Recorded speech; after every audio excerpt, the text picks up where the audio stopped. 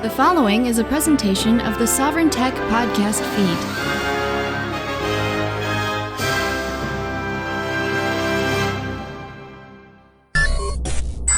The True Meaning of Christmas by Dr. Brian Sovryn, from issue 15 of the Sovryn Technica newsletter. Hey, Dr. Sovryn, what are you a doctor of anyway? I've been asked this many times, and it's nothing I shy from. Quite the opposite. I'm rather proud of it, as it was earned out of a lifelong obsession with the spiritual, the mystical, and the occult. I have a doctorate of divinity. As you might imagine, someone with that kind of credential might have a thing or two to say about the holiday season, and I'm no exception. So let's talk about the big one this time of year. Christmas. Note: recognition and celebration of the days getting longer after the winter solstice can be found in almost every culture and religion throughout the world. For example, in ancient Hebrew history, it comes from the time of Calendar, when Adam realized the world wasn't going to end because the days kept getting shorter. While this festival has validity, it doesn't speak to the modern practices of Christmas, so I'll avoid that here, along with other solstice holidays that aren't relevant. End note. Let's get this right out of the way. Christmas is a completely made-up celebration of Jesus Christ's supposed birthday. There is no historical record of such a person ever existing, and no eyewitnesses who ever reported what they saw on an ancient December 25th or any other day for that matter, and we're essentially left with a fairy tale. We have no idea when Jesus was born, or if he ever was. A little over 1,500 years ago, with a breathtaking sleight of hand, the Catholic Church effectively rebranded the festival of Yuletide as the official birthday of Jesus. Yule is a very pagan festival celebrated with riotous excesses and sexual promiscuity during one of the Druids' biggest calendar events, the aforementioned winter solstice. Want to know where the tradition of hanging mistletoe comes from? During the pagan Yule orgy, women took a concoction of mistletoe, generally toxic, to prevent getting pregnant while they had insane sex with as many people as they could.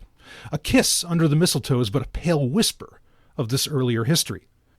In fact, Christmas wasn't even a major holiday until Charlemagne became emperor on Christmas Day in 800 CE. Before that, the holiday of Epiphany, which focused on the visit of the Magi, that's not weird, was the far more celebrated and important day on the Catholic calendar. To prove the point more, the Scottish Puritans, strict Protestant Calvinists, would have none of Christmas. Followers of John Calvin, dates 1509 to 1564, in Switzerland banned all Christian holy days not mentioned in the scriptures. That meant that the Sabbath was acceptable, but nothing else. Christmas, Easter, Pentecost, and all other celebrations were to be treated as normal days with nothing special about them. John Knox brought Calvinism to Scotland as Presbyterianism, and Christmas was banned in 1583. In fact, Knox banned anything good in the name of the new religion. No fun, no laughter, no music, and no dancing.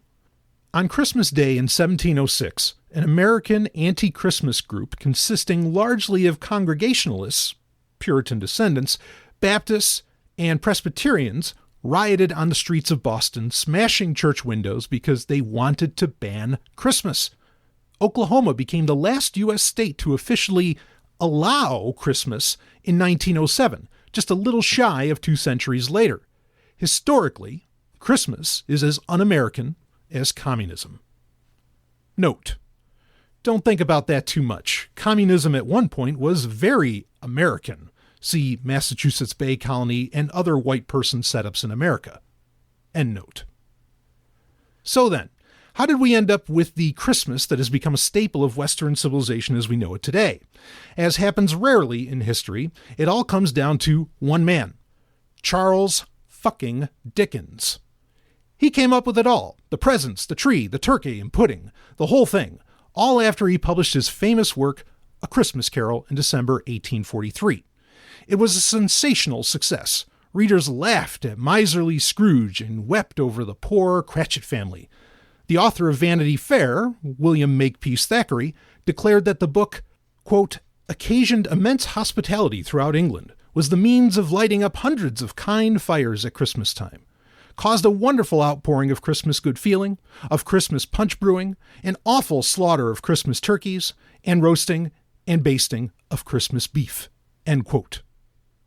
In short, the Christmas of today. But the truth was, up until the 19th century, Christmas was in decline. Back in medieval times, it was a big thing up at the manor house. Check the words for the Boar's Head Carol, for example. Then came the Black Death, which wiped out nearly 2/3 of the population, and public festivities on a large scale ended. Christmas was celebrated quietly at home with just family, if at all.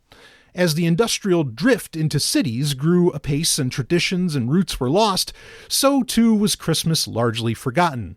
Then came Dickens' classic comedy. Everything changed. Although Dickens celebrated the festival of Christ's birth in numerous of his other works, it is A Christmas Carol that has preserved the Christmas customs of ye olde England and fixed our image of the holiday season as one of wind, cold, and snow outside, and a roaring log fire inside, piping hot turkey, eggnog, and family cheer.